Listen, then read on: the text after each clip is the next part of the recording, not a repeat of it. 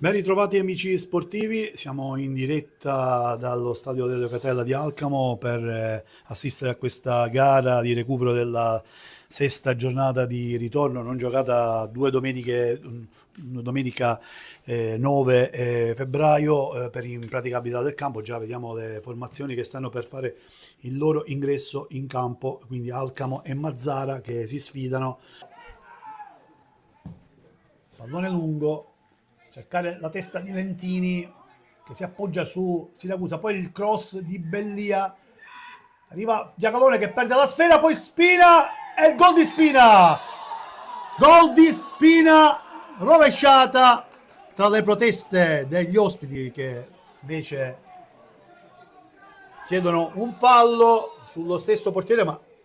il direttore di gara concede il gol alla squadra bianconera quando arriva al 12° minuto di gioco. Correa che perde palla, la riconquista Spina, serve Caruso, Riccobono di prima a cercare Bellia, vediamo Bellia che si ferma e poi serve Lentini, il palo, anzi la traversa di Lentini, una battuta in mezzo all'aria, arriva Spina di testa, ancora Spina, bravo Giacalone a respingere i pugni, Riccobono ancora per Lentini, bene lo stop di Lentini, ancora palla in mezzo per Spina, vediamo Spinelli sbaglia clamorosamente il gol del 2-0, sbaglia Gianmarinaro, serve Bellia, ancora Bellia, bene Caruso, vediamo Caruso al limite dell'area, pallone in mezzo per Lentini, l'aggancio di Lentini, palla che ancora è lì, Chifari all'indietro, il tiro di Spina, ancora Caruso tenta il tiro, Riccobono, vediamo ancora un altro tentativo, palla poi che finisce sul corpo dell'arbitro, in mezzo poi Gasparevone che spazza, Benedetto Lentini, riparte Caruso, vediamo in contropiede,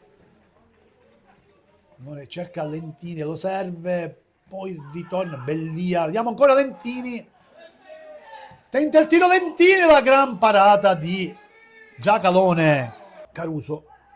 si ferma, salva e salta Giampaolo Giacalone, pallone serve sulla destra Chifari, vediamo c'è Vitrano, adesso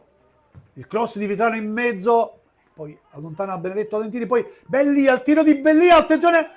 pallone ribattuto da Giacalone, il direttore di gara ha lasciato, attenzione, pallone all'indietro pericolosissimo di Bellia, pallone arriva adesso a Giuseppe Cottone, a spazio di fronte a sé, ancora Giuseppe Cottone, carica il tiro di Giuseppe Cottone sorvola la traversa,